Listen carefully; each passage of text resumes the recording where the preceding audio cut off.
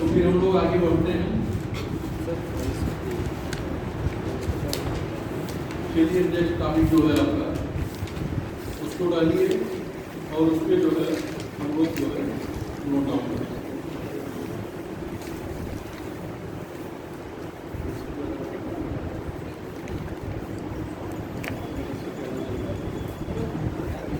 Topic का नाम है, नोट कर लीजिए, कला संगीत नृत्य। कला संगीत नृत्य उत्सव मेले पर्व, पर्व मतलब त्योहार आदि। अब जो ये संगीत है, नृत्य है, कला है, इससे हमारे जीवन का क्या जुड़ाव है और किस प्रकार लोग उससे अपना साधन स्थापित कर रहे हैं। जैसे आप देख लो कि पहले प्राचीन काल में भी जो है लोग अपनी संस्कृति को, अपनी परंपराओं का निर्वाह करते थे, है ना। तो उसी प्रकार हमारे देश की अपनी जो है कुछ खास संस्कृति है, कुछ खास संगीत है, कुछ लोकगीत है, कुछ राष्ट्रीय लोकगीत है ना। इन सारी चीजों को जो है देखते हुए हम लोग क्या करेंगे, चर्चा करेंगे। देखिए प्रदेश में एक बार केवल आप डाल लीजिए तो प्रदेश लिखने की जरूरत नहीं है, क्योंकि बार बार रिपीट करने क्या मतलब है। बस केवल आप उसको जो है लिखते आगे बढ़ाते चले जाइए। संस्कृत विभाग की स्थापना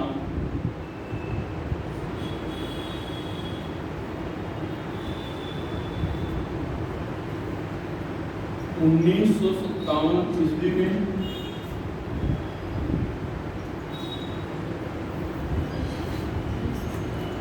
मंदिर निर्माण, कला का विकास,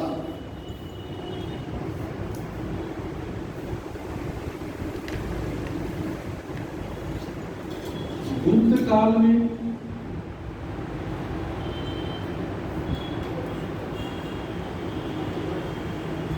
अब आप लोग गुप्त काल जब पढ़ रहे होंगे तो पढ़ा होगा देवगढ़ का दशावतार मंदिर, भीतरी गांव का मंदिर, कानपुर का भीतर गांव मंदिर, ये सब पढ़ा होगा। ये सारे कहाँ है, आपके उत्तर प्रदेश में।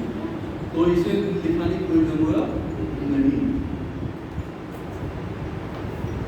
सरकी शैली का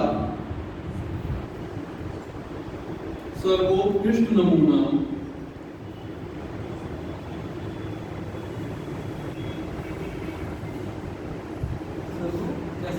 सर्वोत्कृष्ट मतलब सबसे अच्छा, उत्कृष्ट नमूना अटाला मस्जिद।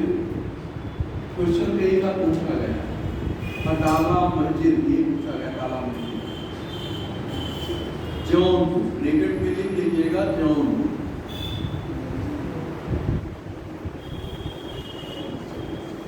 मुगल शैली का सर्वोत्कृष्ट नमूना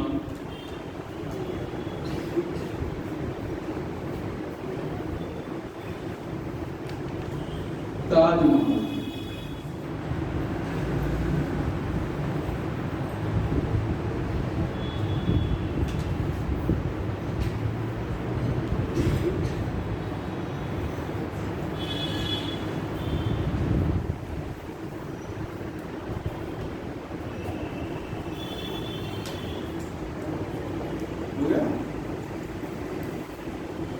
मुगल चित्रकला शैली की नींव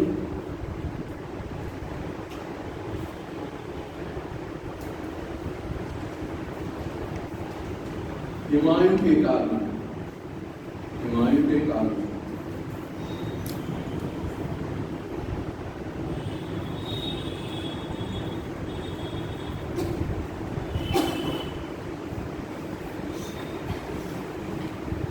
लखनऊ चित्रकला शैली के जनक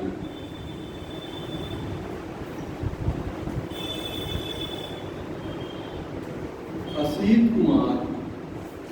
कुमार, असित आ सापर छोटी मात्रा होता, असित कुमार हलदार, हलदार, असित कुमार हलदार।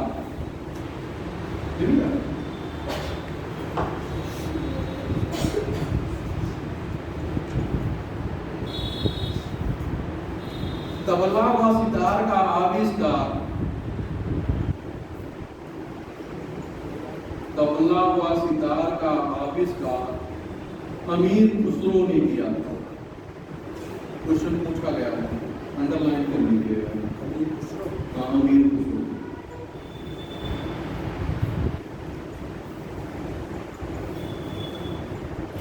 अब एक बात ये भी आती है, अगर स्लोगन काल में पढ़ा भी होगा आप लोगों ने, ईरानी फारसी व भारतीय रागों का मिश्रण भी किसने किया था? अमीर, है ना।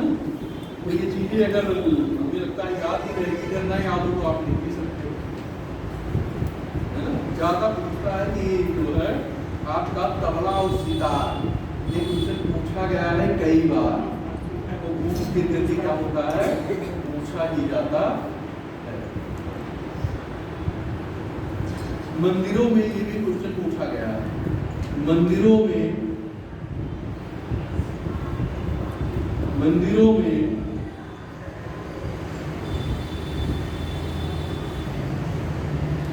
संगीतबद्ध अर्चना, संगीतबद्ध अर्चना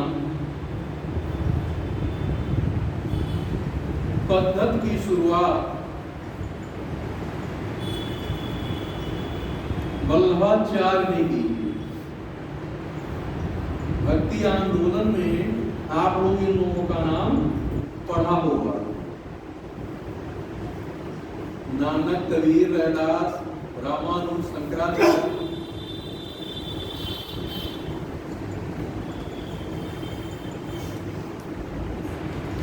लिखिएगा, गुरुपद धमाल, गुरुपद, ध्रुपद, धमाल राग, धमाल राग का प्रवर्तन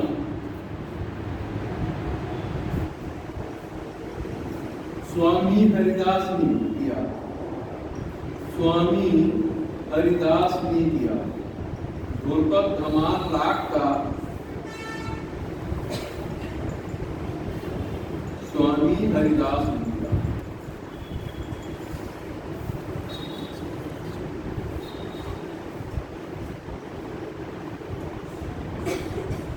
जौनपुर का वह सुल्तान,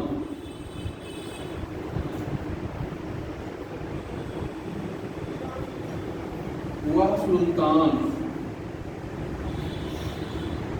जिसने बड़े ख्याल का प्रवर्तन किया, बड़े ख्याल, आधा का या पराग मात्रा उल्ला, बड़े ख्याल सही, मेरे ऊपर है।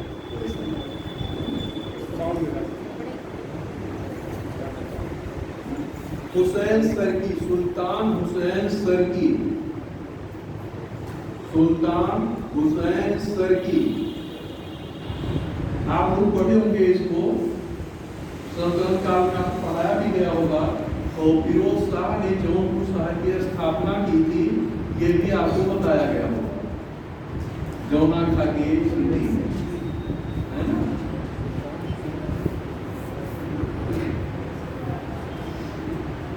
लेकिन संगीत की दृष्टि से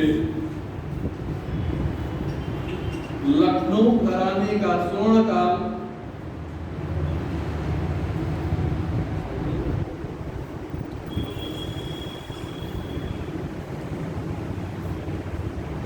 वाजिद अली शाह का काल, वाजिद अली शाह का काल, अवध का अंतिम नवाब था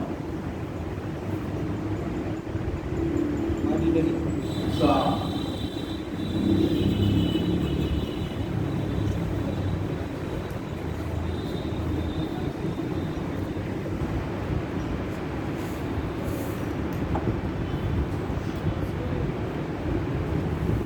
वाजिद अली शाह, वाजिद अली शाह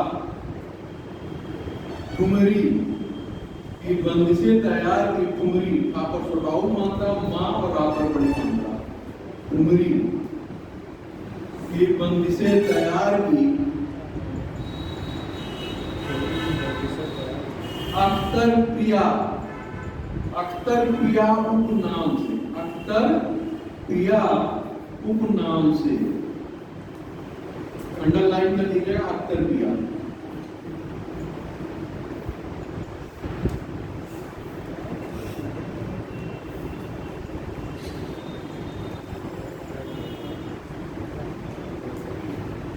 कथक नृत्य में, कथक नृत्य में ठुमरी गायन का समावेश, कथक नृत्य में ठुमरी गायन का समावेश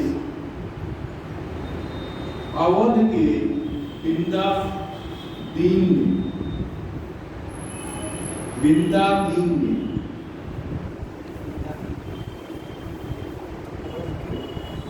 बिंदा दीन में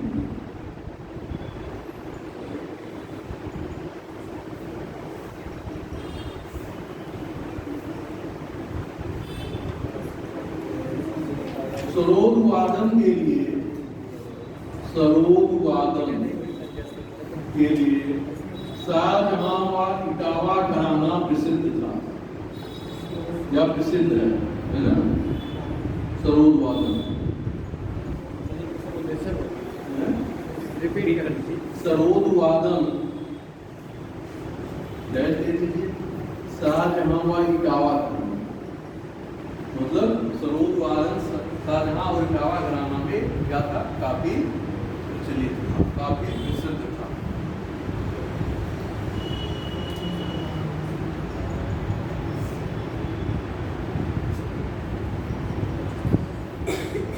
तबला वादन या तबले के लिए डेट दे दीजिए लखनऊ और बनारस घराना।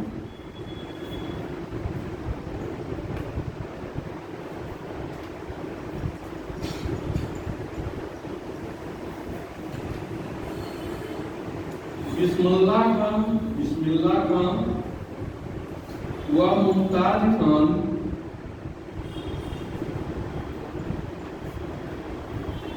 शहनाई वादक हैं, देखिए शहनाई वादक, शहनाई वादक हैं बनारस घराने से, बनारस घराने से पूछ लेता है कि शहनाई वादक कौन थे। बिस्मिल्लाह खां आप तो नहीं है, मृत्यु हो गई, किस घराने से थे, बनारस घराने। क्वेश्चन पूछा गया घराना क्या होता है? घराना उस क्षेत्र विशेष के थे, तो जैसे संगीत की जो है, जैसे इटावा के, इटावा घराना उसे बोला गया। इटावा के जितने संबद्ध संगीतक हुआ करते थे या सरोद वादक, मतलब जिस क्षेत्र की वो कला होती थी, तो उसको पूरा उस घराना मान लिया जाता। बस में आ रही है एक नाम दे दिया ताकि वो कोई विशेष मतलब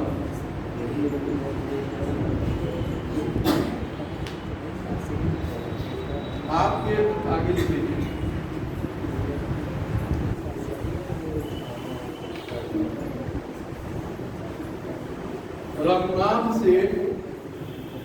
रघुनाथ से हुआ हरिप्रसाद चौरसिया, हरिप्रसाद चौरसिया के नाम से आपको परिचित होंगे, क्योंकि ये बहुत बार पूछा गया है। हरिप्रसाद चौरसिया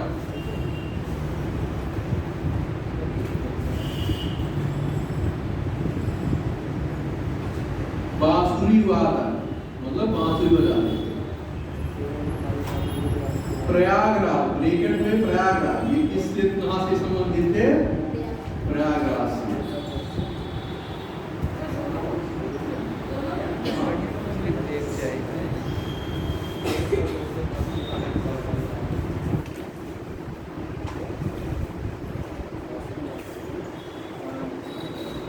अब जैसे बनारस घराने से कुछ गायक हुए, तो उसमें क्या हुआ कि कौन किस गायन का जो है प्रोत्साहन या जो है वृद्धि के विकास में अपना योगदान दिया। तो उसमें कुछ महत्वपूर्ण नाम जो है, जैसे बनारस घराना और उसमें नाम वाइज क्वेश्चन भी क्या है आपके एग्जाम में पूछे गए हो। ज्यादातर बनारस और लखनऊ घराने के ही उसमें क्वेश्चन बने, है ना। तो उसका नाम आप 2-4 में नोट कर लीजिए।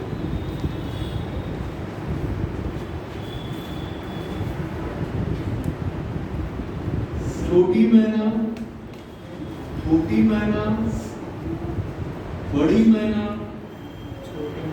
छोटी मैना, बड़ी मैना,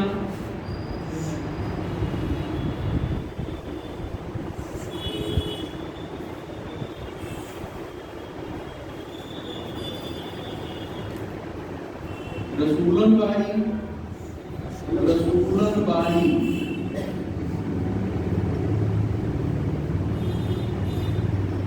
सरस्वती देवी,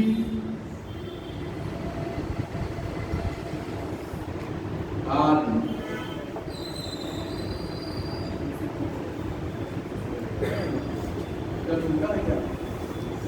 आदि सर लास्ट वाला नाम क्या बोले? सरस्वती देवी।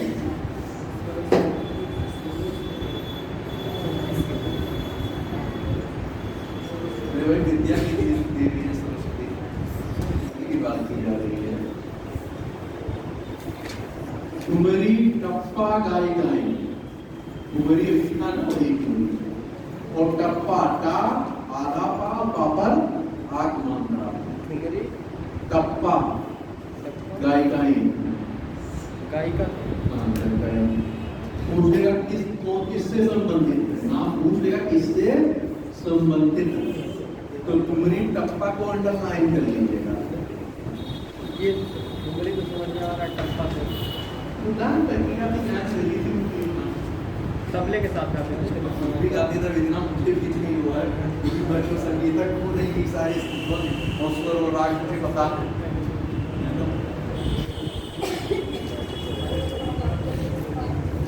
आगे लिखिए। सिद्धेश्वरी देवी, गिरिजा देवी, सिद्धेश्वरी देवी, गिरिजा देवी, बागेश्वरी देवी, कृष्णा देवी आदि ठुमरी गायिकाएं। ये दोनों लाइन जो भी आपने लिखा है दोनों इंपॉर्टेंट में है। क्या ठुमरी गायिका, सिद्धेश्वरी, बागेश्वरी, गिरिजा देवी। हो गया, फिर से बोल दें पूरा। सिद्धेश्वरी देवी सुन लीजिए। सिद्धेश्वरी देवी, गिरिजा देवी, बागेश्वरी देवी आदि ठुमरी गायिका।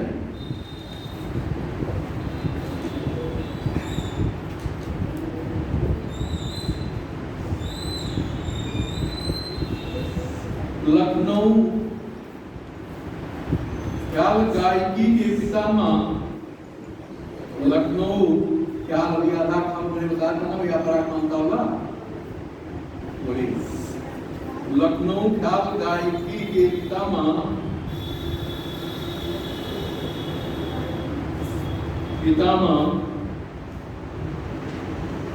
खुर्शीद अली खान,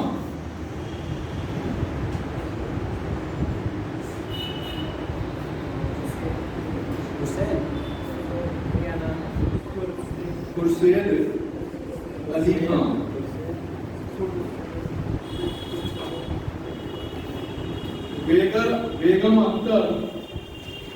बेगम अख्तर की गजल व शास्त्रीय गायिका। बेगम अख्तर डैश दे दीजिएगा। गजल व शास्त्रीय गायिका।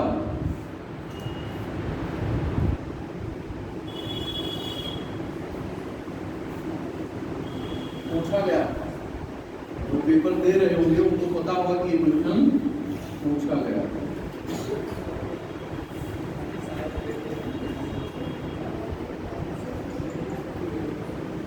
गंगूबाई हंगल का नाम सुना होगा, पूछा गया। किस घराने से है? किराना का।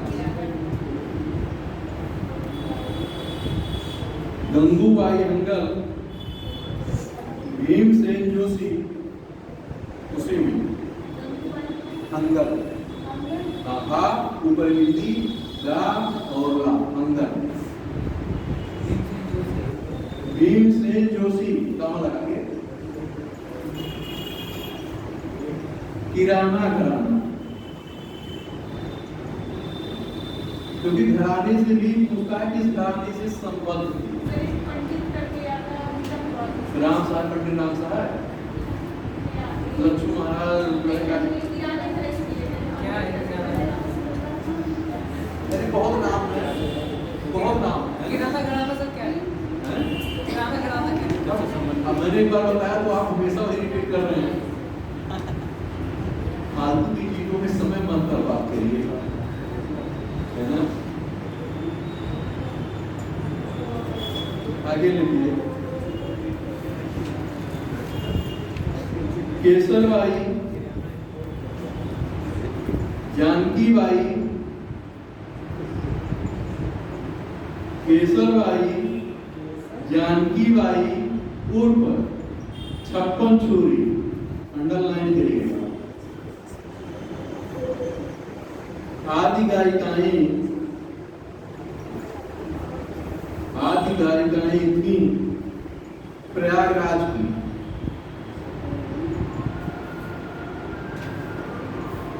ये जानकी बाई 56 छुरी को अंडरलाइन कर लीजिएगा।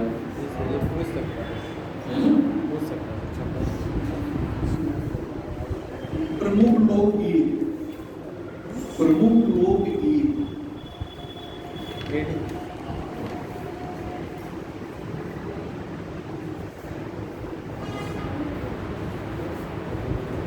अब जैसे प्रमुख लोकगीत होगा तो कुछ क्षेत्र विशेष से होगा, है ना।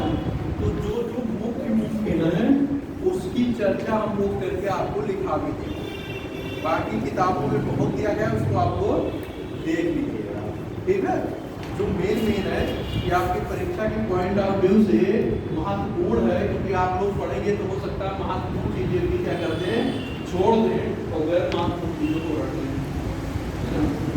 तो महत्वपूर्ण चीजों को हम जो है आपको नोट करा दे रहे हैं, तो जो गैर महत्वपूर्ण चीजें हैं उसको आप किताब से एक बार सरसरी निगाह से ले लीजिए। किताब सबके पास होती है ना, नहीं होगी तो मार्केट में मिलती है, दे दीजिएगा, ठीक है।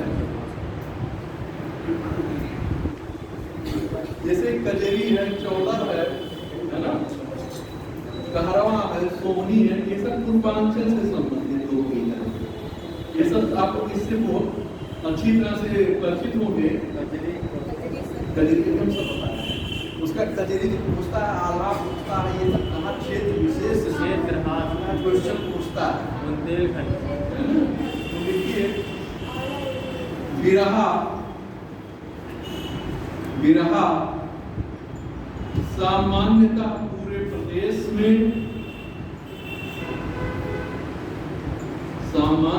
पूरे प्रदेश में, और विशेषता मतलब क्षेत्र विशेष की विशेषता होगा, विशेषता पूर्वांचल क्षेत्र में, डैश करके पूर्वांचल क्षेत्र।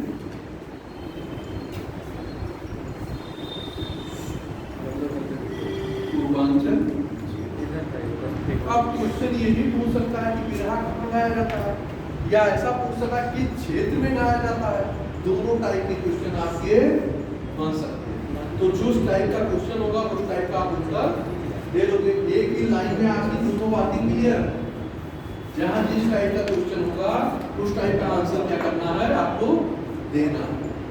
बात समझ आ रही है? चलिए, कजरी का विशेष क्षेत्र, अभी आप लोग कजरी की चर्चा भी कर रहे थे, और सावन में कजरी का क्या होता है, गायन वो होता है ना। कजरी का विशेष क्षेत्र मिर्जापुर, वाराणसी, इस सबको आप लोग जो है अंडरलाइन करते चलिएगा, टिक लगाते चलिएगा। सब विशेषता जहाँ है ना, क्षेत्र विशेष से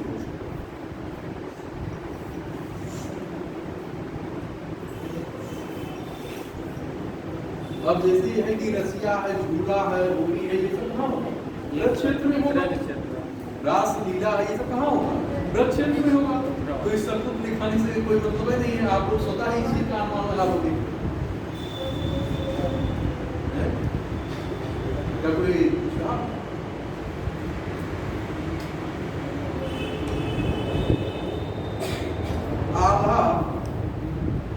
आभा सामान्यतः पूरे प्रदेश में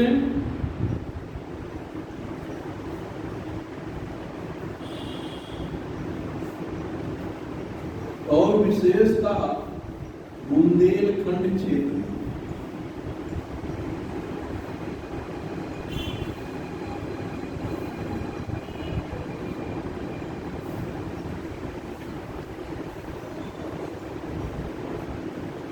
एक बात और ध्यान रखिएगा कि ये सब लोकगीत कुछ और लोकगीत है आपको किताब में है ना। अब शास्त्रीय क्या होता है? जो एक मानक जो शास्त्र के होते हैं उसके प्रति मानों पे क्या हो, उसको पूरा करता हो, खरा करता हो, है ना। जैसे ये क्षेत्र विशेष का था, है ना। जैसे क्या होता है कि बोली क्या होती है, क्षेत्र विशेष की होती है, और भाषा क्या होता है, पूरे बृहद परिदृश्य का होता है ना। कि बोली के संगठन से क्या होता है, भाषा का निर्माण होता है, तो भाषा के संगठन से, भाषा के लेकर से बोलियों का निर्माण होता है। तो बोली क्षेत्र विशेष का होता है। तो उसी प्रकार जो ये लोकगीत होते हैं वो क्षेत्र विशेष है, लेकिन जो शास्त्रीय होगा वो पूरे प्रदेश में एक ही होगा। जैसे प्रदेश का शास्त्रीय जो है क्या है, कथक है। प्रदेश का एकमात्र शास्त्रीय नृत्य की बात की जा रही है। ध्यान रखिएगा कि शास्त्रीय शब्द कथक का कथक। अब कथक के लिए कौन से घराने प्रसिद्ध हैं ये भी जानना जरूरी है। दो ही घराने हैं, लखनऊ और बनारस, तो लिख सकते हैं।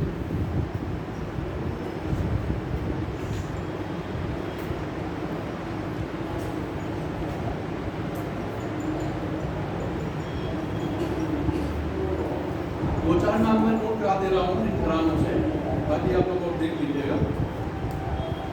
बिंदादीन शंभू महाराज, ये किस घराने से? लखनऊ। शंभू महाराज, लच्छू महाराज,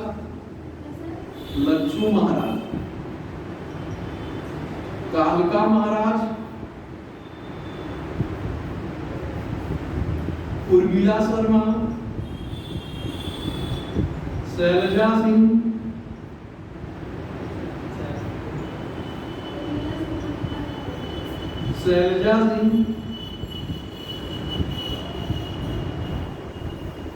तनुश्री आदि लखनऊ घराने से। देखिए लखनऊ घराना।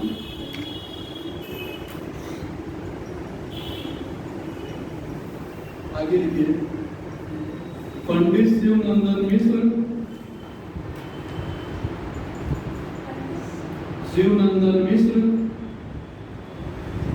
बड़े रामदास,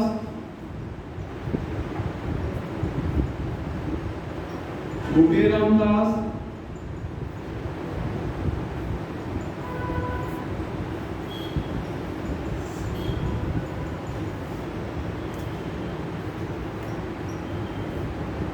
जयकरण मिश्र, हरिशंकर मिश्र,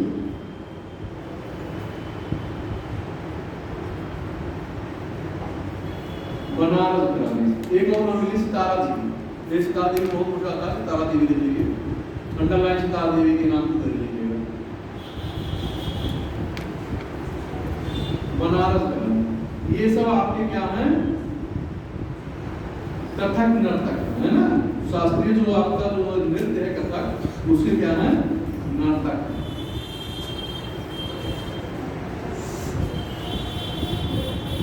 अब जो है प्रमुख लोक नृत्य, प्रमुख लोक नृत्य।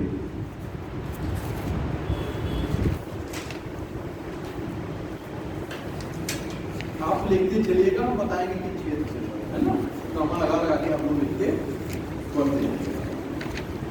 ख्याल नृत्य, ख्याल जैसे भी ख्याल आपने लिखा था आगे वैसे ख्याल नृत्य, ब्रैकेट में पुत्र जन्मोत्सव पर, मतलब पुत्र के जन्म पर, पुत्र जन्मोत्सव पर।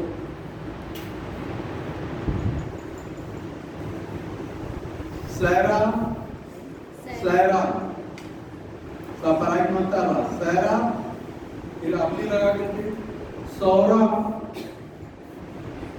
फिर आपली लगाइए, सायरा नृत्य। ये तीनों एक नहीं है, लेकिन तीन नामों से पूछे जाते हैं, तो ये तीनों आप देख लीजिए।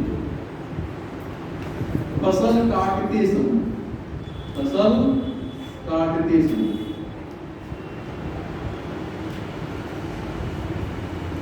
देवी नृत्य, देवी नृत्य, हाँ देवी। राई नृत्य, राई रापरागमन का बड़ी।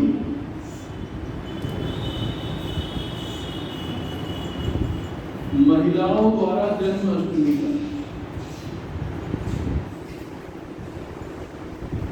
पाई डंडा नृत्य,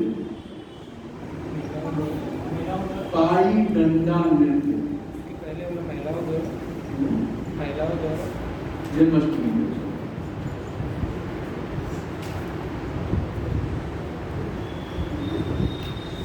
ये सभी बुंदेलखंड से, लिख लीजिए आगे बुंदेलखंड।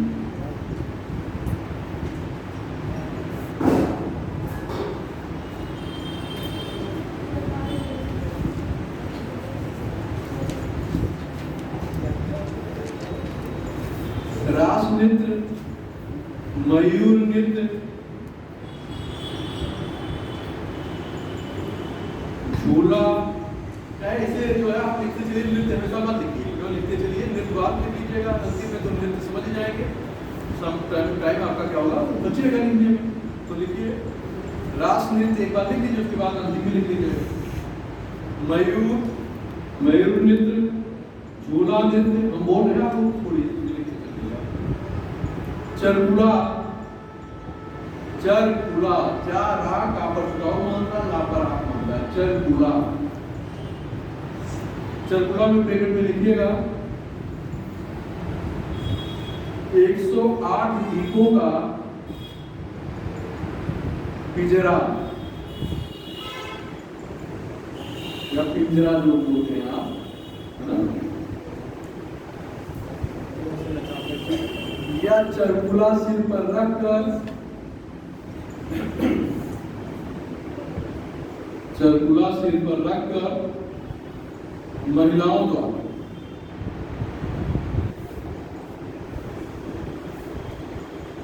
लठमार होली, लठमार होली, लठमार होली नृत्य, बरसाना व नंदगांव ब्रैकेट में, क्योंकि पूछता है कहां से संबंधित है, तो आपको बरसाना और नंदगांव याद होना चाहिए।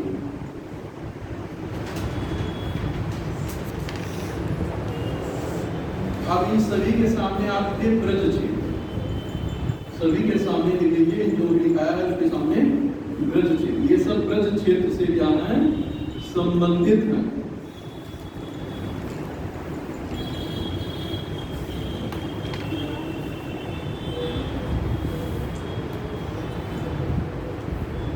अब लिखिए कर्मा नृत्य, कर्मा नृत्य,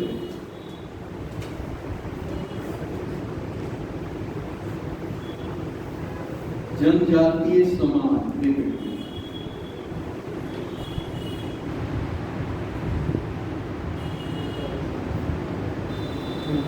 जनजातीय समाज,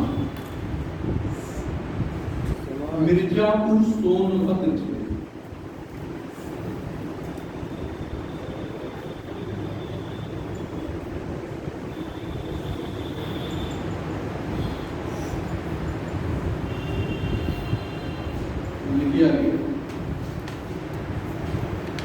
सहरा, सहरा बड़ा सा राइट मात्रा और अपराध सहरा। ब्रैकेट में युवक पैर में घुंघरू, युवक पैर में घुंघरू, कमर में मोर पंख बांधकर।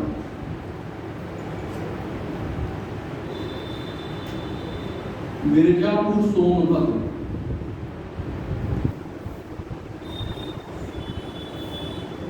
चौलर नृत्य का पराव मात्रा लट और रा, चौलर नृत्य।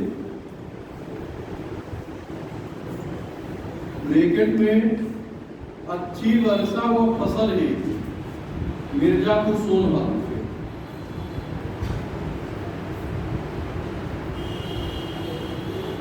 अब कुछ मेले और उत्सव हैं,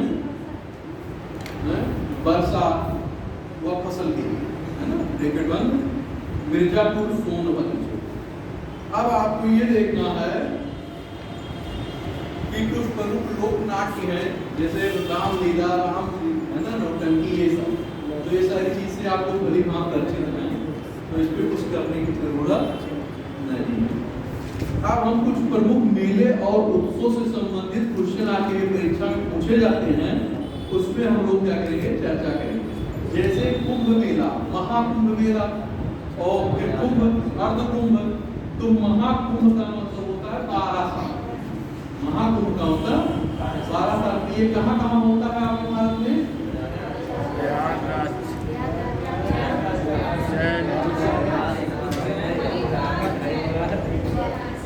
उज्जैन,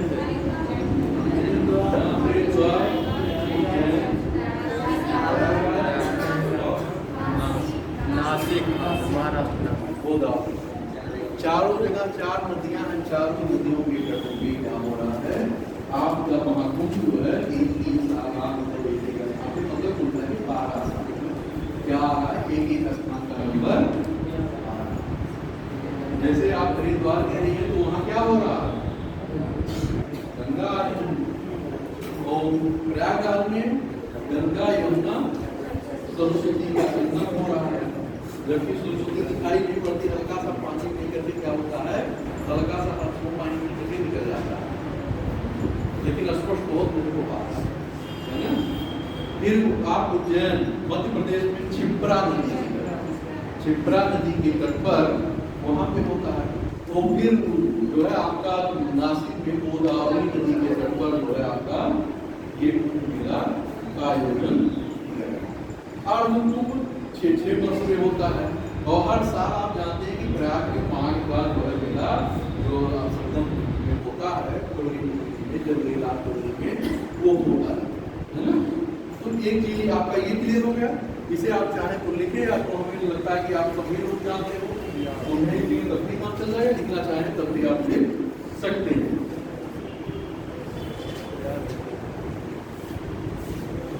कुछ महत्वपूर्ण है उनको आप लोग बटेश्वर मेला, बटेश्वर मेला, बटेश्वर मेला। ब्रैकेट में पशु मेला, ये पशु मेला होगा, है ना। बटेश्वर मेला, ब्रैकेट में पशु मेला। आगरा ददरी मेला, ददरी, दा रा पर बड़ी मात्रा, ददरी मेला। पशु मेला ये भी है, पशु मेला ब्रैकेट में बलिया,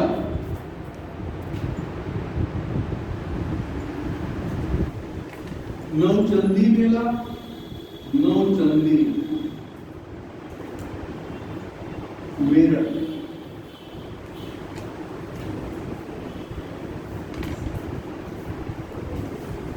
बसंत का नौचंडी मेला, बसंत का नौचंडी मेला। ब्रैकेट में बसंत पंचमी,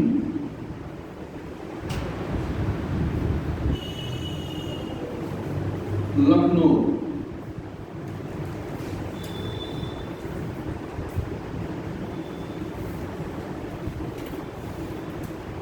देवा शरीफ मेला बाराबंकी सभी लोग जानते हो। देवा शरीफ बहुत फेमस है। देवा शरीफ का नाम सभी लोग सुने होंगे। बाराबंकी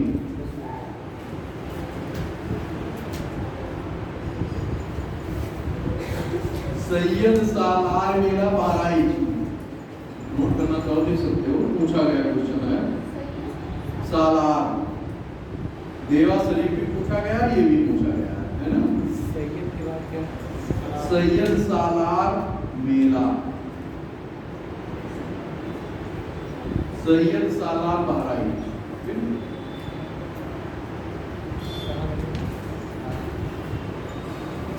कालिंजर मेला बांदा,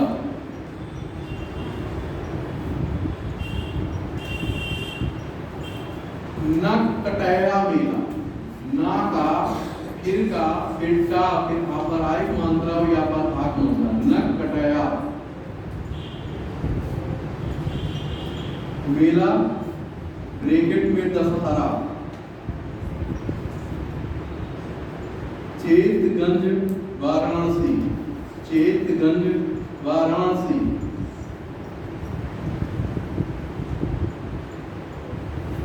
शाकंभरी, शाकंभरी देवी मेला, सापराक मात्रा बड़ा सापराक मात्रा का आधा मां बराबर बड़ी मात्रा, शाकंभरी देवी मेला नवरात्र सहारनपुर।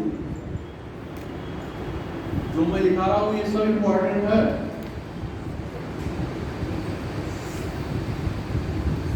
गोविंद साहब मेला,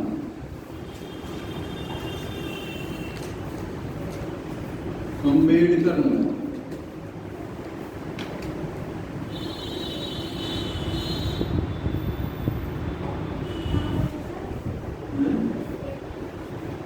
कौन सा मेला? गोविंद साहब अम्बेडकर मेला।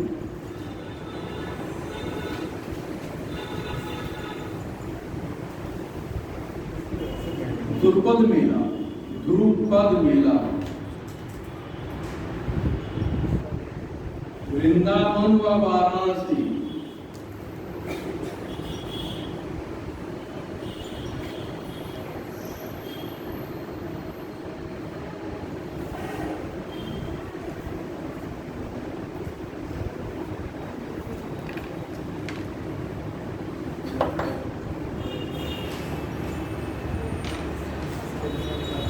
अब कुछ महोत्सव हैं जिसे आप लोग किताब से देख लीजिए, है ना, क्योंकि इसमें कोई विशेष चीज दिखाने की आवश्यकता नहीं।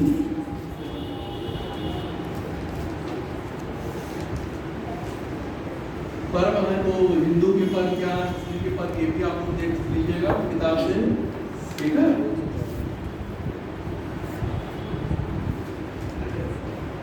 देखिए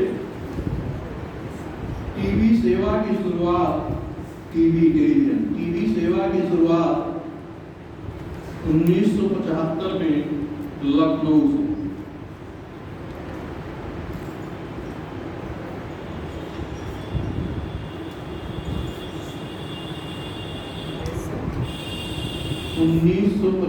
में लखनऊ। उत्तर प्रदेश चलचित्र निगम की स्थापना 1975। चलचित्र निगम 1975।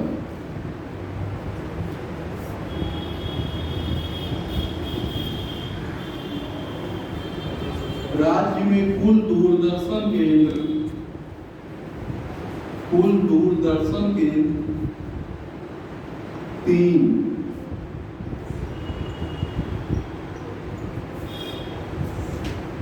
कुल आकाशवाणी केंद्र 13।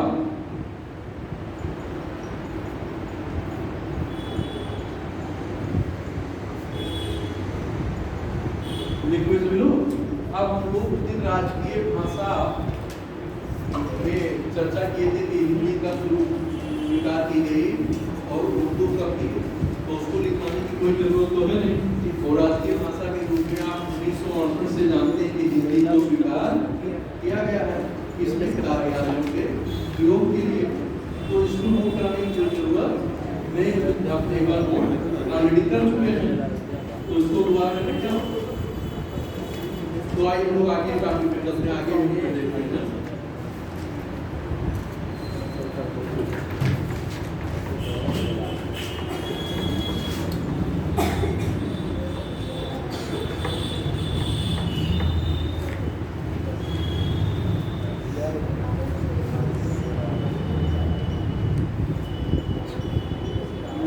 अगला है ऐतिहासिक धार्मिक पर्यटन, है ना।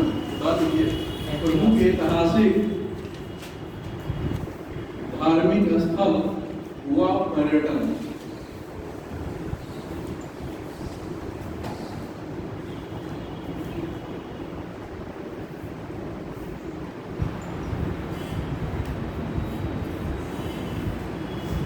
पर्यटन विकास निगम की स्थापना, पर्यटन विकास निगम की स्थापना 1974 में।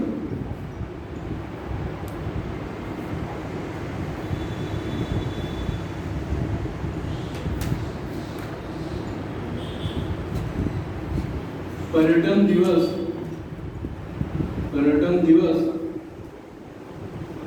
14 फरवरी 2016, मतलब 2016 में शुरू किया गया। 14 फरवरी को कौन सा दिवस मनाने के लिए? पर्यटन दिवस। तो उस तारीख के पर्यटन दिवस इस दिन को मनाया जाता है। तो आप उसको डेट याद नहीं करें तो लिख पाओगे। ये भी हो सकता है कब से शुरू की गई, तो ये भी आपको पता होना चाहिए कब से शुरू की गई। 2016 से, 2016 से लिख लीजिए।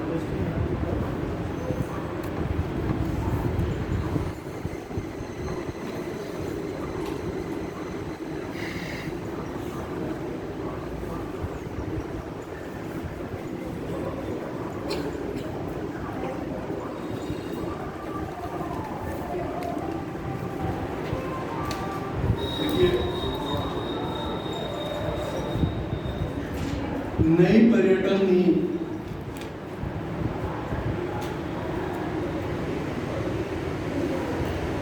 नवंबर 2022 में घोषित की। या नई पर्यटन नीति नवंबर 2022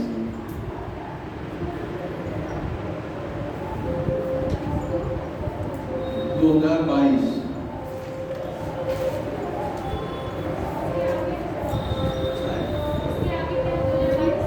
बस नवंबर 2022। अब देखिए हेरिटेज पार्क, देखिए हेरिटेज पार्क है, देखिए हेरिटेज पार्क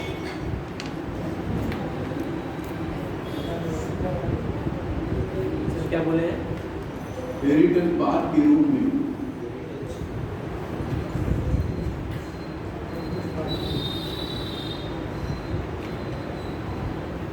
अब ये है कि हेरिटेज पार्क के रूप में अब इसकी स्थापना क्यों की जा रही है? तो कोई ना कोई कारण होगा। अगर इसको स्थापित किया जा रहा है तो कोई उद्देश्य होगा, तभी स्थापित किया जा रहा है। इसका उद्देश्य ये है कि विदेशी पर्यटकों को क्या करना है? आकर्षित करना, कि वो हमारे यहाँ आए, और आएंगे तो क्या होगा? पर्यटन का स्तर बढ़ेगा, विदेशी मुद्रा आएगी, हमारे यहाँ के लोगों को रोजगार मिलेगा। तो इससे क्या होगा? देश में विदेशी मुद्रा आएगी, तो इसका बहुत बड़ा प्रभाव होगा, है ना। केवल विदेशी पर्यटक ही नहीं आते, उससे अन्य लोगों को भी लाभ हो रहा है, अन्य क्षेत्रों में भी लाभ हो रहा है। इसीलिए क्या किया गया? हेरिटेज पार्क की क्या की गई? स्थापना की गई। तो उसमें 3 साल के लिए तो हेरिटेज पार्क बनने के विदेशी पर्यटकों को भी शामिल, इसे याद रहा इसलिए विदेशी पर्यटकों को या सर्वाधिक विदेशी पर्यटकों को आकर्षित करने वाले 3 शहरों लखनऊ, वाराणसी व आगरा ब्रैकेट में कर लीजिएगा। अब इनको विकसित किया जा रहा है किस रूप में? हेरिटेज हमने हेरिटेज पार्क वहां लगाया ना, हेरिटेज पार्क में ही ड्राइव करके लिखा है, तो हो गया कंप्लीट। आगे चले। अब ये आपको सामान्य सी कॉमन सी बात होगी, आप ये जानते हो कि यूपी में सबसे अधिक विदेशी पर्यटक कहाँ हैं? आगरा में आएंगे। तो किसके लिए आएंगे? ताजमहल को देखने के लिए आएंगे। तो ये तो सभी लोग की प्रतिभा से बताने की कोई जरूरत नहीं। कुछ यूनेस्को के विश्व धरोहर में जो है स्थल शामिल किए गए हैं, ये आप जगत में भी पढ़ा होगा, पर्यावरण में भी पढ़ा। तो हम नाम बोल दे रहे हैं, आपकी इच्छा हो लिखिएगा या ना लिखिएगा, जैसी आपकी इच्छा है, क्योंकि ये आप कई बार चाहे यहाँ से देखोगे तो मिल जाएगा हर जगह। अब उसको यूनेस्को के जो विश्व धरोहर सूची में शामिल किए गए हैं, अब उनको आप सुन लीजिए, चाहे लिख लीजिए, जैसी आपकी इच्छा है ना। लिखेंगे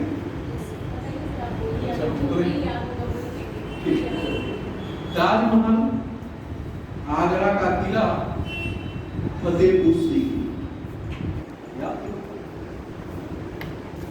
ये तीन स्थल आपके जो है यूनेस्को के विश्व धरोहर स्थल के रूप में शामिल किए हैं।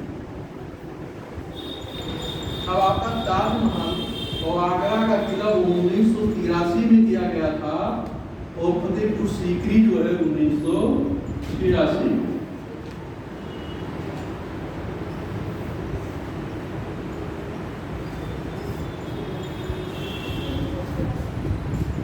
फतेहपुर सीकरी 1986।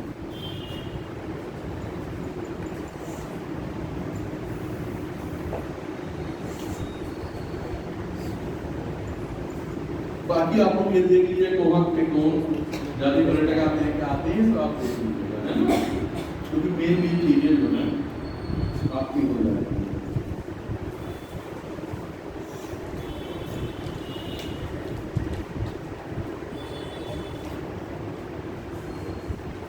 कुछ महत्वपूर्ण जैसे नगर है, उनके नगर के नाम है, सुन लीजिए, लिखने की जहाँ आपको आवश्यकता होगी आप लोग, मैं कुछ नाम बोल रहा हूँ, अगर जहाँ आपको दिक्कत हो तो वहाँ आप नोट कर लीजिएगा, अगर आपको याद है तो लिखने की कोई जरूरत नहीं। जैसे संगम नगरी कहा जाएगा तो हमें लगता है कि हर कोई जानता होगा, प्रयागराज, है ना। तीर्थराज भी कहा जाएगा तो भी लोग प्रयागराज, कुंभ नगरी कहा जाएगा तब भी क्या होगा, प्रयागराज। तो इन सारे नामों से आप लोग परिचित हैं, तो चाहे लिखें वो चाहे ना लिखें, वो आपकी मर्जी है। कुछ जैसे आंवला नगरी, आपको याद है कि सबको नहीं याद है। आंवला नगरी आपका रिवीजन हो जाएगा। प्रतापगढ़ पूछता कई बार पूछा गया है। आमों का नगर, ये भी जानते हो कि आप लोग। मलिहाबाद, लखनऊ,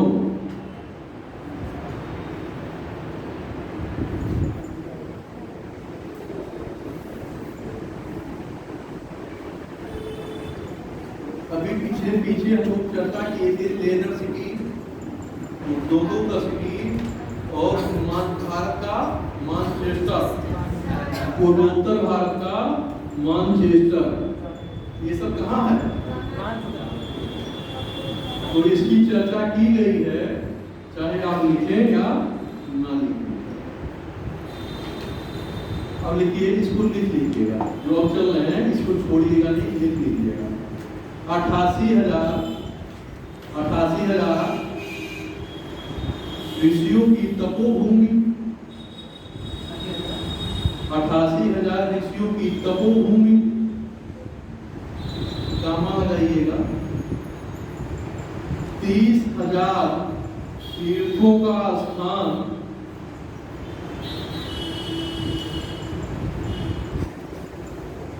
नैमिषारण, नैमिषारण का नाम सुना होगा, नैमिषारण क्योंकि यही क्वेश्चन ही पूछता था 80,000 ऋषियों की तपोभूमि, है ना? सेम यही उठा के पूछ लेता है जो आप देख रहे हैं। तो इसलिए इसको जरूर लिख लीजिए और नोट कर लीजिए, इसको इम्पोर्टेंट में रखिएगा, है ना? आंवला को भी रखिएगा। अभी ठीक है, आपको जाते हैं। तो आंखों का आंवला का ये सब क्या होता है कि एक हमेशा जो है लगभग पूछता, क्या है? लगभग पूछता। अब यहाँ आप करेंगे किताब को लेकर हो सकता है 2-4 नाम और अपनी याद हो जाए। बात समझ आ रही है? चलिए क्या कोई दिक्कत है क्या? पीछे है इस सब कुछ बोलिए, अगर हो कोई इसमें एक बार बोलिए, अगर कोई समस्या हो तो बिल्कुल बोलिए, क्योंकि क्लास की कराई जा रही है तो आपकी समस्या का समाधान हो जाए।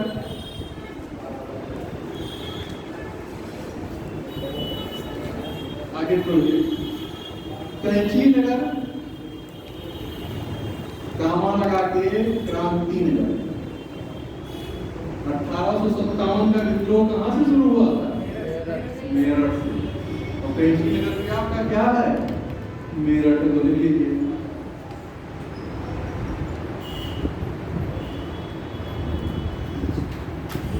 जैनी लोगों का काशी या जैन लोगों का काशी क्वेश्चन पूछा गया, अंडरलाइन करिए। हस्तिनापुर मेरठ, हस्तिनापुर ब्रैकेट में मेरठ, याद था?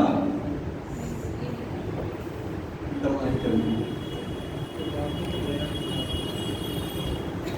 इत्र नगरी तो याद नहीं होगा, खुशबू की नगरी याद ही होगा, लिख लीजिए। लेकिन इत्र नगरी, खुशबू की नगरी, कन्नौज, कन्नौज,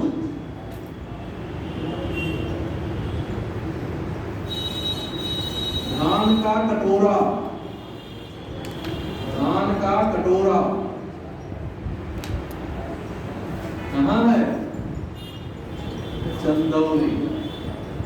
इसको अंडरलाइन करिए या गोला बना लीजिए चंदौली को।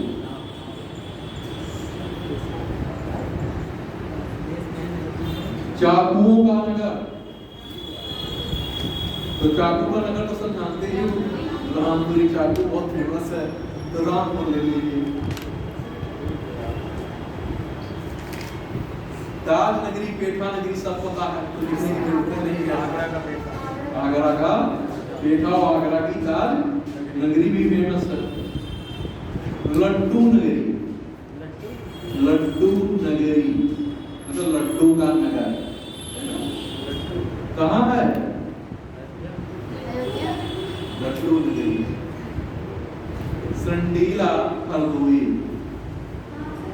संडीला, संडीला हरदोई में है, संडीला हरदोई। सुहाग नगरी, ये भी जानते हो, सुहाग नगरी, चूड़ी नगरी,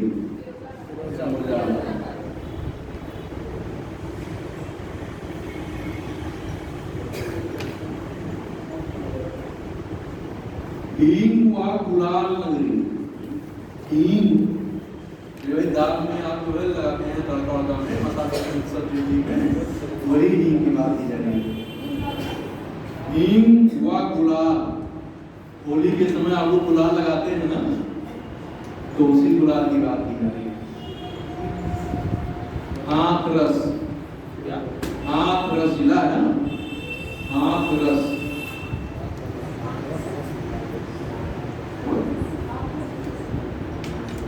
बांसबरेली, बांसबरेली, सुरमा नगरी, कामा लगा लगा के लिखिएगा। कहाँ है? बांसबरेली नाम में से स्पष्ट बरेली होगा, बरेली, बरेली, बरेली की बात की। ताला नगरी, अलीगढ़, ताला, ताला,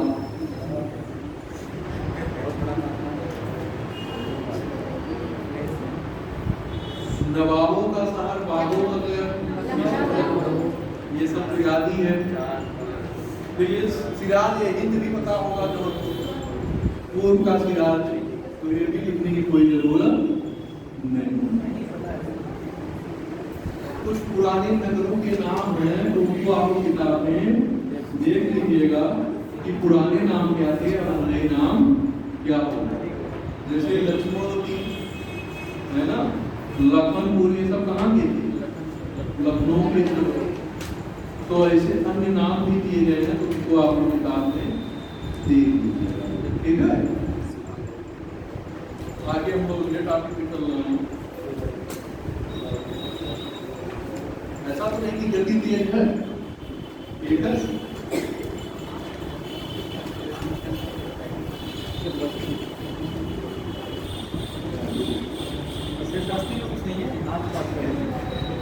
आप बस्ती को भी देख लीजिएगा।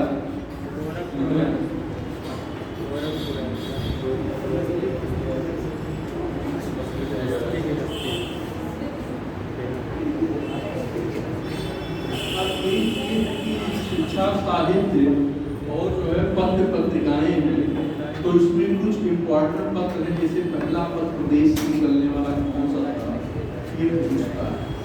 कुछ जो है रचनाएं हैं जो पूछी जाती हैं और उनके लिए जो 4, 5, 10 के अंदर हो सकता है ना, तो उनको भी हम लोग जो है नोट डाउन कर लेते हैं कि जिससे आपका कोई बिंदु छूटने ना पाए।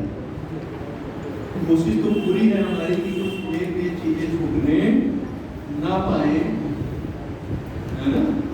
इसीलिए मैं दोबारा रिपीट करके आपसे पूछता भी हूँ कि अगर घर से भी जब आप लोग आते हैं पहले बार क्लास से शुरू करते हैं कि कहीं कोई दिक्कत हो तो आप लोग उससे चर्चा कर लें, ठीक है। इसीलिए मैं पूछता हूँ।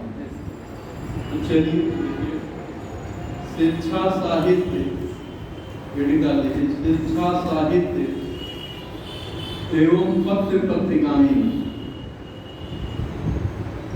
अब इसमें कुछ महत्वपूर्ण जो है हम उन्हीं को लिखाएंगे और उसके बाद बाकी जो थोड़े बहुत बचेंगे आप लोग घर से देखेंगे।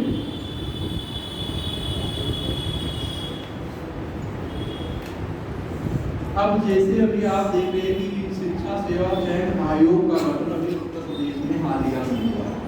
पहले क्या होता था कि प्राथमिक के लिए अलग, माध्यमिक के लिए अलग, हायर के लिए अलग अलग आयोगों का गठन किया गया था। लेकिन अब तीनों को क्या कर दिया गया, एक में मिला दिया गया। जैसा कि आप लोगों को ज्ञान होगा, कुछ लोग इसमें पीटीटी का भी पेपर दे रहे होंगे, कुछ लोग बीएड होंगे तो प्राथमिक विद्यालय का इंतजार कर रहे होंगे, बीटीसी या गेरेट जिसे हम कहते हैं, वो लोग प्राथमिक विद्यालय की वैकेंसी आए उसका इंतजार कर रहे होंगे कि कुछ नौकरी मिल जाए, बेरोजगारी के दौर में कुछ भी तो मिल जाए, है ना। तो ठीक भी है, सोचना भी चाहिए कि कहीं अस्थायी तो हो जाए, अच्छा भी है। और एक ठीक ठाक भाई टीचर है तो ठीक है, भले छोटे भी स्तर का, लेकिन एक सम्मानजनक पद है। तो ये सारी आयोगों का जो है क्या कर दिया गया, एक में मर्ज कर दिया गया और अब पूरा किसके तहत हो गया, शिक्षा सेवा चयन आयोग के तहत कर दिया गया। इससे तो आप बड़ी बात परिचित हो गए। नई शिक्षा नीति जो आई उससे भी आप बड़ी बात जानते हैं। इसके पहले शिक्षा नीति आपकी 1986 में हुई थी और उसके बाद 2019 में जो है आपकी शिक्षा नीति आई, है ना। तो इसको आप लोग जो है अपना देख लीजिएगा, इससे कोई लेना देना नहीं है, बस केवल गठन हो गया, तीनों का मर्ज हो गया, इसलिए चीजों में मैं थोड़ा सा हो गया, जिससे आपको जानकारी हो जाए, ठीक है। चलिए देखिए,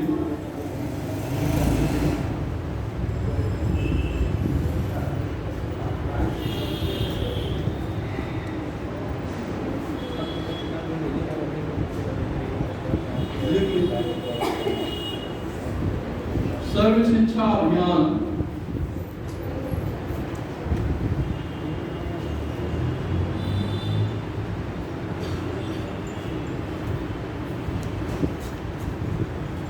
अब सर्व शिक्षा का मतलब स्कूल चलो, सर्व शिक्षा का मतलब स्कूल चलो। तो स्कूल कौन, छोटे बच्चे जो हैं जो घर बैठे हैं उनको क्या किया जाए, कि शिक्षित किया जाए, इसीलिए क्या किया गया, सर्व, सर्व मतलब सभी को, है ना, नाम से ही स्पष्ट हो रहा है, सर्व शिक्षा अभियान। बात समझ आ रही है ना? सभी को शिक्षा, सभी को ज्ञान, 2001 और 2 अभी लगा के 2001 2 बैठ देकर के 1 2 लिखा। अब मिड डे मील योजना 95 में शुरू की गई थी। क्यों शुरू किया गया? कि जिससे विद्यालय में छात्रों का नामांकन क्या हो, बढ़ता है, बच्चों का नामांकन क्या हो। मिड डे मील की वजह से बच्चे जो है, अधिक से अधिक बच्चे जो विद्यालय में आएंगे उनका नामांकन होगा। इसी के उद्देश्य से 1995 में क्या किया गया, मिड डे मील योजना शुरू की गई। पहले तो कक्षा 5 तक था, उसके बाद इसको बढ़ा करके 6 से 8 तक के बच्चों तक के लिए भी क्या कर दिया गया, आज भी चल रहा है। अब वो प्रधानमंत्री पोषण योजना हो गया, पीएम पोषण योजना के तहत उसका नाम बदल दिया गया, जानते होंगे सभी लोग। देखिए मिड डे मील योजना 1995 में, और ये भी आप देख सकते हैं कि प्राथमिक स्कूलों में जाने के लिए ना अगर पूरे तो अपने जाने, प्राथमिक स्कूलों में नामांकन वृद्धि है, नामांकन वृद्धि है मतलब नामांकन बढ़ाने के लिए, अधिक बच्चों का नामांकन या एडमिशन करने की नामांकन वृद्धि है। अनुपूरक पोषाहार, अनुपूरक पोषाहार,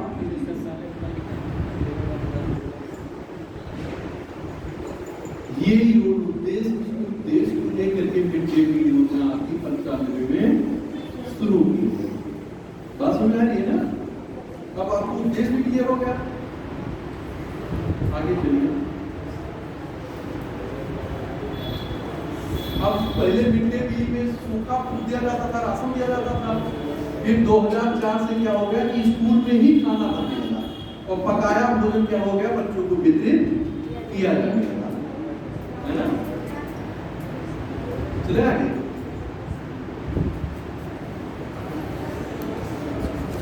अब केंद्र के द्वारा शिक्षा का अधिकार पारित किया गया, राइट टू एजुकेशन। जैसे सूचना का अधिकार राइट टू इंफॉर्मेशन किया गया था, वैसे राइट टू एजुकेशन किया गया, है ना? तो जैसे सूचना का अधिकार आपके 2005 में कराया गया होगा, चर्चा भी हमने भी उस दिन थोड़ी चर्चा की थी, और आपकी कोर्टी में भी जो है पूरा एक मेज का भी टॉपिक है, उसमें भी चर्चा की गई होगी। 2009 में 1 अप्रैल तो इसको आप लिखिए कि ये जो है शिक्षा का अधिकार 2009। अब राज्य में कब लागू हो रही है, आपके राज्य में कब से लागू हो रहा है, ये मुझे जानना जरूरी है। हमें भारत की परिप्रेक्ष्य में यहाँ नहीं देखना, हमें अपने राज्य में कब लागू हो रहा है, क्योंकि क्वेश्चन पूछेगा तो आपके अपने राज्य में और डेट से पूछेगा कि किस डेट से लागू हो रहा है, वो डेट आपके लिए। राज्य में शिक्षा का अधिकार राज्य में लागू किया गया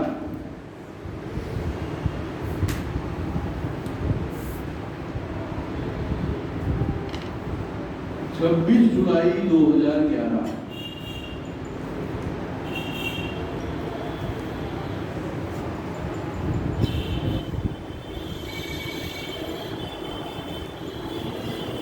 साक्षर भारत कार्यक्रम या मिशन 1 अक्टूबर 2009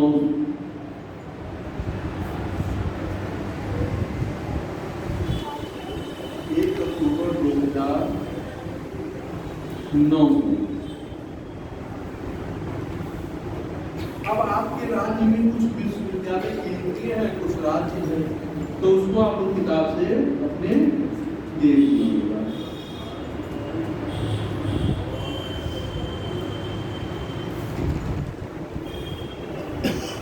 पत्र पत्रिकाएं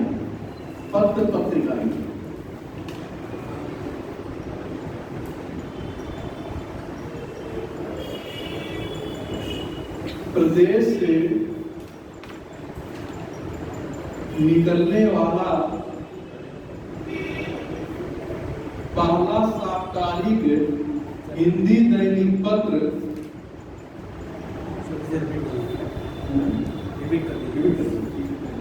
प्रदेश से निकलने वाला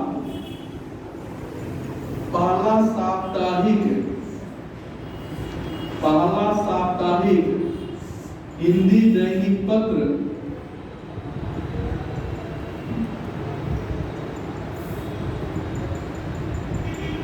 ब्रैकेट में 1845 में गोविंद रघुनाथ दत्ते द्वारा, दत्ते था आधा था पर एक मंत्र द्वारा ब्रैकेट बंद था बनारस अखबार, देखिए बनारस अखबार। पूछा जाता है बहुत सारे बच्चे पहला पत्र जो है साप्ताहिक नहीं जानते हो, गलत करके चले आते हैं। ये नाम भी पूछता है कि सन किसमें, किस सन में निकला था। टीजीटी में भी ये प्रश्न पूछा गया है, टीजीटी का प्रश्न था और ये टेट का भी एग्जाम था, तो उसमें भी एक बार ये प्रश्न पूछा गया है ना। आपकी यूपी में तो पूछा ही जाएगा क्योंकि यूपी से ही निकल रहा है, और यूपी का क्या है, पहला जो है साप्ताहिक दैनिक पत्र। तो इसलिए जब पहला दैनिक निकल के आपको बताया जहाँ कहीं पहला आता हो तो वहाँ उसका इम्पोर्टेंस क्या हो जाता है, महत्व बढ़ जाता है ना। हमेशा इस चीज को आप अपने दिमाग में हमेशा याद रखें, किसी भी सब्जेक्ट का जहाँ कहीं आपके प्रदेश की बात, देश की बात हो पहला, वहाँ आप उसको जरूर नोट में रखें, है ना। उर्दू का पहला अखबार, ये भी इम्पोर्टेंट में रखिएगा, सरदल अखबार, ब्रैकेट में कर लीजिएगा, नाम पूछ लेता कि सरदल अखबार किस भाषा में था, कैसा पत्र है ना, पूछ लेगा, जिसकी सबकी समझ आपको क्या हो पता हो। निकलता था आगरा से 1846 में।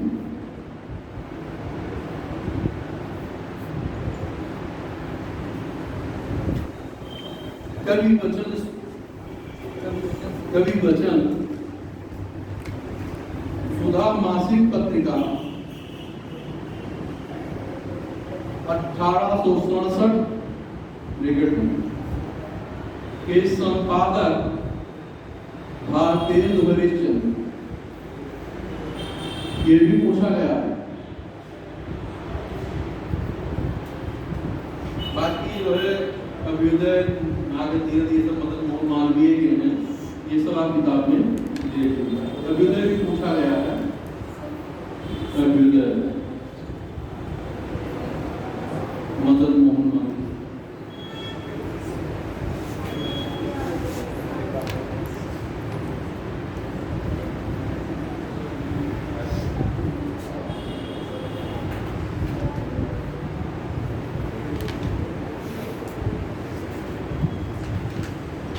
लिख लीजिए एक लाइन और, ये भी पूछा गया है, गीता प्रेस कहाँ लगेगा, प्रेस की कहाँ लगा दीजिए। गोरखपुर की सर्वाधिक प्रसार वाली धार्मिक पत्रिका, सर्वाधिक प्रसार वाली धार्मिक पत्रिका, हाँ देखिए धार्मिक पत्रिका कौन सी है, कल्याण, अंडरलाइन कर लीजिएगा, कल्याण 1926।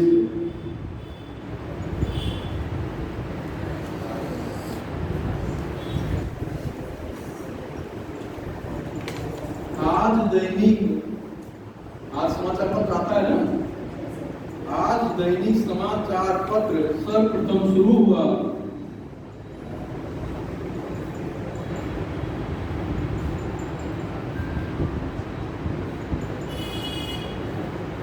वाराणसी से 1920।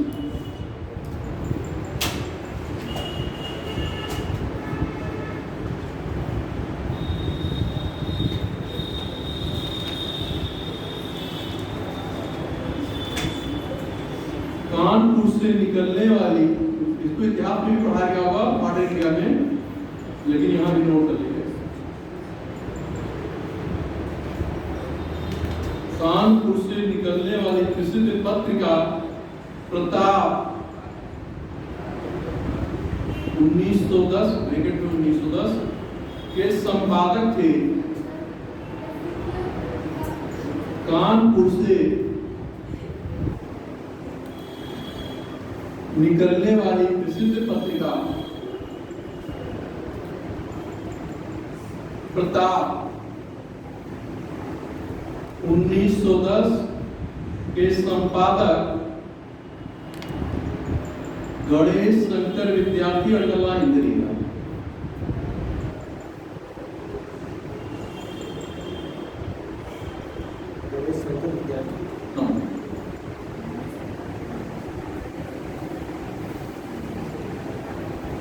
बालवाणी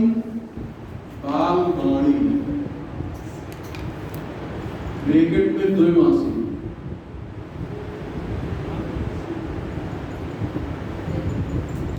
बालवाणी द्विमासी ब्रैकेट में फिर लिखिए साहित्य भारती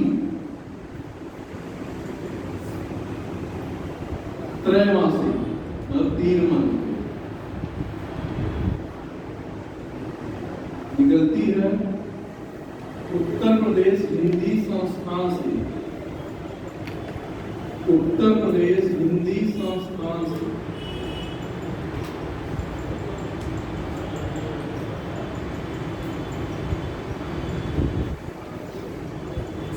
उत्तर प्रदेश हिंदी संस्थान।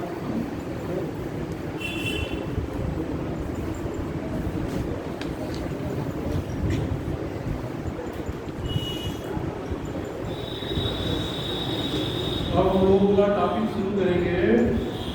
आपको 5 मिनट 10 मिनट ब्रेक देंगे कि आप लोग 5 मिनट लिख लीजिए और थोड़ा फ्रेश महसूस कर लीजिए, है ना, क्योंकि आपका 1.5 घंटा टाइम बीत गया है।